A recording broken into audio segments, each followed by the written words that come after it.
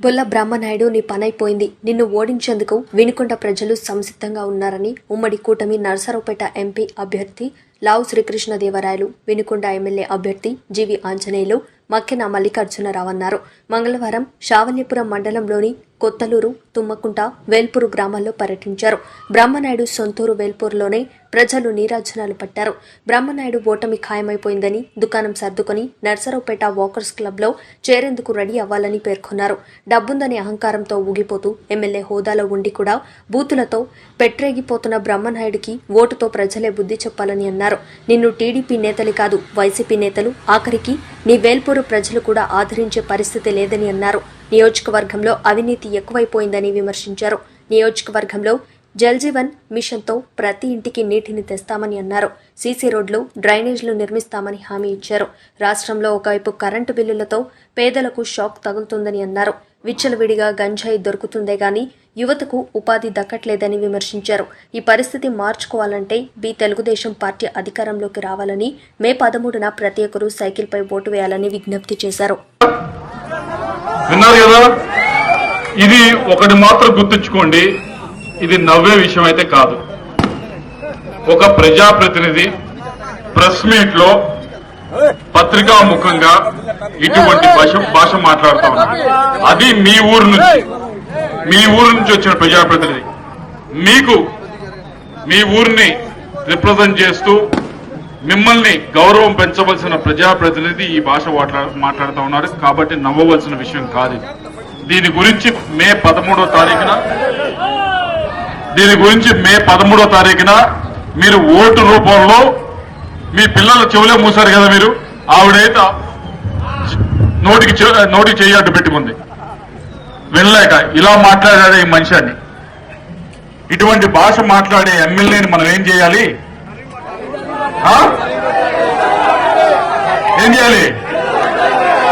అది ఎందుకు చెప్తా ఉన్నానంటే, ఈ వ్యక్తి మాట్లాడుతూ ఉన్నాడు, నా కుటుంబం గురించి మాట్లాడతారా అని అంటా ఉన్నాడు. ఆయన కుటుంబం గురించి ఎవరు మాట్లాడరు. కానీ మీకు ఒకటి చెప్తా, ఒక 3 సంవత్సరాల క్రితం జరిగిన సంఘటన. ఈయన ప్రెస్ మీట్ పెట్టి జీవి ఆంజనేయ గారి గురించి, వారి కుటుంబం గురించి ఇష్టానుసారం మాట్లాడుతూ ఉంటే, అటువైపు నుంచి కూడా దానికి సమాధానం చెప్తూ వారు కూడా మాట్లాడుతూ ఉంటే నేను వెళ్ళాను. ఒకరోజు వెళ్ళి, ఇది ఆయన కావాలంటే అడగండి, మీరు ఎవరైనా అడగండి. ఇది అబద్ధం అయితే నేను ఎక్కడికైనా వచ్చి తవలించుకుంటా. ఇది అడగండి ఆయన. నేను ఆయన దగ్గరికి వెళ్ళి అన్నా బ్రహ్మనాయుడు, మీరు పెద్దవారు, అటువైపు ఉన్నవారు కూడా పెద్దవారు, జీవి ఆంజనేయ గారు. దయచేసి ఇటువంటి భాష మీ కుటుంబాల గురించి మాట్లాడటం బాగాలేదన్నా. కావాలంటే నువ్వు ఈ పని చేసావు, ఆయన పని చేయలేదని మాట్లాడు, అది మంచిది. కానీ ఇది పద్ధతి కాదు, ఇది చండాలంగా ఉంది, చూడటానికి కూడా వినటానికి కూడా చాలా బాగాలేదు అని నేను చెప్పాను. చెప్తే ఏం చేశాడు తెలుసా? ఏదో ఆ రోజు కుటుంబాల గురించి ఇలా మాట్లాడుతుంటే నేను వెళ్ళి చెప్పిన వాడిని ఇది బాగాలేదని. ఆయన ఏం చేశాడు తెలుసా?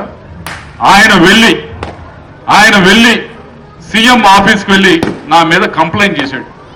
నేను పోరాటం చేస్తుంటే వీరోచితంగా కృష్ణదేవరాయలు వచ్చి నన్ను పోరాటం చెయ్యొద్దు అని అంటున్నాడు అని చెప్పి కంప్లైంట్ చేసి వచ్చాడు నా మీద. చేశాడో చేయలేదో అని ఆయన గుండె మీద చేసుకొని చెప్పానండి. ఆయన వెళ్ళి చేసి వచ్చాడు. అటువంటి వ్యక్తి ఈ రోజు మమ్మల్ని కుటుంబాల గురించి మాట్లాడుతున్నారు, ఇంకోటి మాట్లాడుతున్నారు, ఇప్పుడు పేద పలుకులు పలుకుతా ఉన్నాడు. అటువంటి పలుకులు పలుకుతా ఉన్నాడు. నీకు తగిలితే నిజంగా ఎవరు మాట్లాడాలి ఆయన కుటుంబం గురించి, కానీ ఈ పేద పలుకులు పలుకుతా ఉన్నాడు. నువ్వు అంటే మాత్రం ప్రతి ఒక్కరిని ఏది పడితే నోటికి ఏది వస్తే అది మాట్లాడటం. ఎదురువారు నువ్వు సమాధానం చెప్పాల్సి వచ్చినప్పుడు ప్రశ్నలు వేస్తే మాత్రం మళ్ళీ ఎదురు దాడి చేయడం ఇలాంటి బూతులతో. ఇటువంటి వ్యక్తి మనకు అవసరమా? ఇటువంటి వ్యక్తి అవసరం లేదని చెప్పి టీడీపీ అభిమానులు, కార్యకర్తలు వద్దంటున్నారు, సామాన్య జనం వద్దంటున్నారు. విచిత్రమైన విషయం ఏంటో తెలుసా? వైఎస్ఆర్సీపీలో ఉన్న నాయకులు, కార్యకర్తలు కూడా వద్దంటున్నారు. ఎందుకు అంటే ఆయన దగ్గరికి వెళ్తే వారు కూడా ఇలాంటి బూటు పర్రానే వినాల్సి వస్తా ఉంది.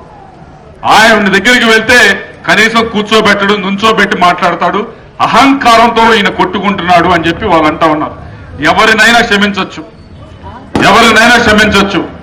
ఇటువంటి వ్యక్తిని, ఇంత అహంకారంతో, డబ్బుందని అహంకారంతో కొట్టుకుంటున్న మనిషిని క్షమించొచ్చా?